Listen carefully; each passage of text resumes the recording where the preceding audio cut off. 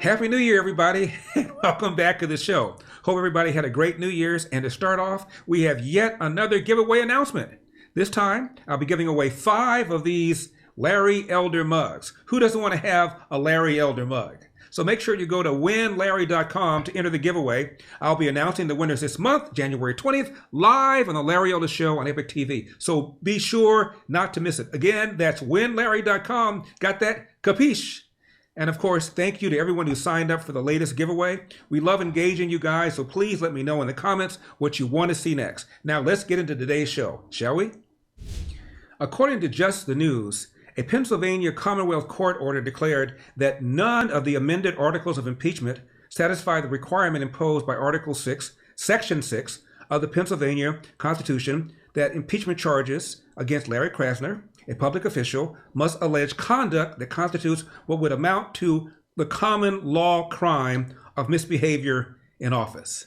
Joining me to discuss this is Philly-based Chris Tremoli of the Washington Examiner, who also just wrote a piece supporting the speakership of Florida Representative Byron Donalds. Chris, thank you for coming on. First, let's go to what the court has done. They've thrown a lifeline to Krasner. Yeah, Larry, thank you for having me. A pleasure to be on, as always. It is kind of puzzling to see what the court decided to do. I'm not really sure if for a district attorney to not lock up criminals causing harm in the city at a time when the city is experiencing a record number of homicides, if that doesn't equal to misbehavior, I'm not really sure what would be. You know, and I thought the legislature determined what was misbehavior. To use the analogy, President Trump was impeached twice, and the Democrats said, well, high crimes and misdemeanors is whatever we say it is. So it seems to me it's up to the legislature to make that determination, not the court. That would be my assumption as well. It seems like there is a bit of an activist judge here that's doing this to kind of give, like you said, Larry Krasner a lifeline. It doesn't seem as if the impeachment is done, or they're still be able to go through with it, according to what I read in the judge rule. But it does seem to just basically be like typical games, activist judges to try to help Larry Krasner out here, and it's really unfortunate because ultimately, in the end, it's the people of Philadelphia who are suffering, the people who are in Philadelphia who are victims to these homicides and these murders being put on the street by people like Larry Krasner and other Democrats in Philadelphia. Chris, let's turn to Byron Donalds. Yes. Byron Donalds is somebody you wrote about, and you said you support him for speakership. Tell me why. I actually had the pleasure and the opportunity to hear Byron Donalds speak in person at 2 separate occasions. One time was 2 Octobers ago at the Baltimore City GOP Lincoln Douglas dinner, and the most recent time was at America Fest. It's about a couple weeks ago in December. Mr. Donalds is an excellent speaker. He seems to come off as a very knowledgeable individual, knowledgeable congressman, very passionate, very strong-willed. From my personal standpoint, he fights for cultural issues on the conservatives, which is not altogether guaranteed when conservatives, Republicans get elected to office. So from my standpoint, in my opinion, he's a charismatic individual. He's knowledgeable. He's smart. He's intelligent. He's driven. He fights for what he believes in. He stands on cultural issues. And through the entire time he's been in Congress, he's done nothing but promoted sound policy. He seems to be everything anyone could want out of a politician, and anything the Republicans could want out of a House Speaker. Yeah, I've met him a couple times too. Extremely bright. I agree with everything that you said. He's a rising star in the party. But when the vote was taken, he's had about 20 votes. Which is only about 10% of what Kevin McCarthy has. And so ultimately, what do you think is going to happen? From personally, I'm rooting for it to actually him be elected. I would say that probably, honestly, that seems unlikely at this standpoint. As you well know, Republicans are very slow moving on making creative.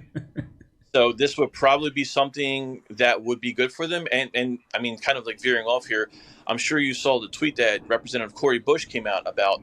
And it kind of like resembles what you went through when you ran for governor. It's like anytime there's Democrats fear and loathe nothing more than Black Republicans.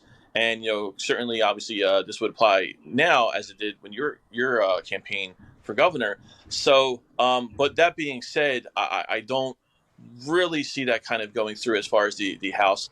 I'm not sure what will go on after that, what the House will do as far as voting, if they'll move on from McCarthy. But I would be, as much as it would probably benefit the Republican Party to elect Byron Donalds, I don't really see it happening. Chris, let's tell what the people what Cori Bush said about Byron Donalds. She said his being nominated is not an advancement. He has an agenda that advances the agenda of the white supremacists. I mean, honestly. Of course. I mean, are you really a Democrat if you don't use the word white supremacy? I mean, and she called him a prop, as if the party that freed the slaves, that fought for against the Ku Klux Klan, that fought against to desegregate the schools, nominating a black male, an African American, for House Speaker is a prop. I mean, she's needs to read up on her history, because completely brainwashed to the toxic left ideology that dominates culture today. I tweeted today that this continues the proud Democrat tradition of being the party of slavery, party of Jim Crow, the party of KKK, and the party of now progressive modern racism. Exactly, and you nailed it. That's 100% true. I mean, I'm actually surprised they didn't call Byron Donalds the new face, black face of white supremacy. I think I've taken that title. Yeah, right. Maybe you could lend it to him or something, or tweet back Cori Bush, because it's that type of like ridiculousness that kind of dominates. That you always hear, oh, the Democrats say about Republicans, and I'm not a fan of identity politics anyway, but they constantly try to belittle Republicans when it comes to diversity and racial diversity, and then as soon as they do it, they try to discredit the politician solely because of their skin color.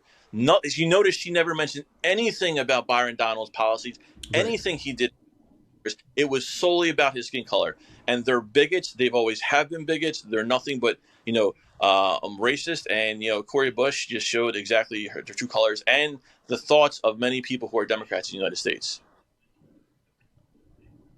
And notice the silence of the media, the silence of the Democrats. Is anybody going to stick a mic in Joe Biden's face and say, what do you think about the fact that a member of your party referred to a black Republican as pushing a white supremacist agenda? Are they going to ask Nancy Pelosi about what he said? Are they going to ask Chuck Schumer about what he says? The only person who's likely to bring it up before the press secretary is Peter Doocy, but I doubt whether anybody else in the media will say one word about what this woman said.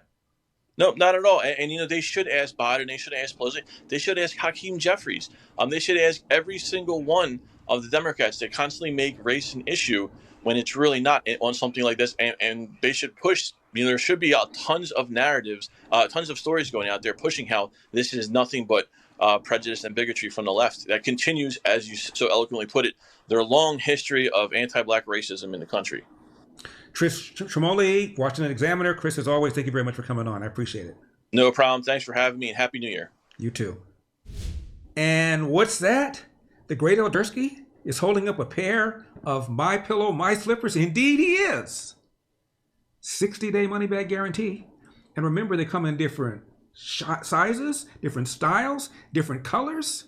And they're so comfortable, if I put my hand through them, I will fall asleep. Not that you will, of course, because the show is way too exciting. Here is a MyPillow, the Mac Daddy of them all. Started the whole company, Mike Lindell's MyPillow, so incredibly comfortable. I slept on one last night, which is why I am so energetic. And of course, this is the 6-pack towels, hand cloth, face cloth. Mine comes in white because, after all, I am the black face of white supremacy. What other color would I have? However, you might want a different color. So be sure to call the number on your screen or go to MyPillow.com, promo code ELDER. But wait! This is the MyPillow Giza Dream Bedsheet. Giza is in Egypt, just so you know. And Mike Lindell scoured the country to find the best possible cotton and found it right in Egypt. This is white, for the reasons I mentioned earlier. And of course, they come in different colors and in different sizes because beds come in different colors and different sizes. Call the number on your screen or go to MyPillow.com, promo code ELDER. And finally, a writer for the Westerly Sun of Rhode Island, Catherine Cosalante, writes that in her husband's junior year of college, he had a black freshman roommate. And the roommate told him in the preceding school year, a young black woman defied social norms by socializing with whites. And because her fellow blacks made it so miserable for her, she did not return to school, end of quote. The black freshman then told her husband, You seem like a nice guy, but I cannot be friends with you because you are white. End of quote. Are you kidding me? Moral to the story, racism knows no race. And talk about a mic drop at a press conference. Watch this. Did you get a chance to meet with the royal family? And if not, how was it like having them there in the building? Jesus, Mary, and Joseph? The Prince and Princess of Wales. Oh, no, I did not. I'm only familiar with one royal family. I don't know too much about that one. Thank you. Oh, man. But I'm glad hopefully they're Celtic fans. They didn't expect that.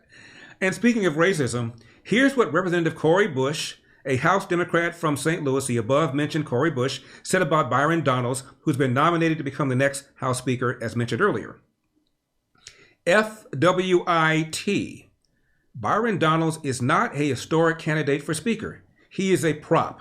Despite being black, he supports a policy agenda intent on upholding and perpetuating white supremacy. His name being in the mix is not progress, it's pathetic. Cori Bush, January 4, year of our Lord, 2023. Crickets, by the way, from Democrats and from the media. Hopefully Fox's Peter Doocy will ask the press secretary for President Biden's reaction to that comment. Because, as you all know, if Fox doesn't ask, nobody else will. Representative Bush's vulgar attack on Donalds continues a long, proud Democrat history of being the party of slavery, Jim Crow, the KKK, and now progressive racism. You go, girl, proving yet again that racism knows no race.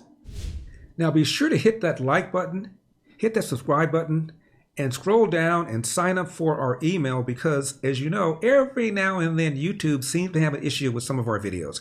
If you don't want to miss any videos, you got to sign up and get on our email list. Also, be sure to donate. You know, it's going to be kind of rough next couple of years in our country because we got a country to save. Feel free to donate to help us keep giving you hard-hitting, real, honest shows. All right? LarryWithEpic.com, LarryWithEpic.com.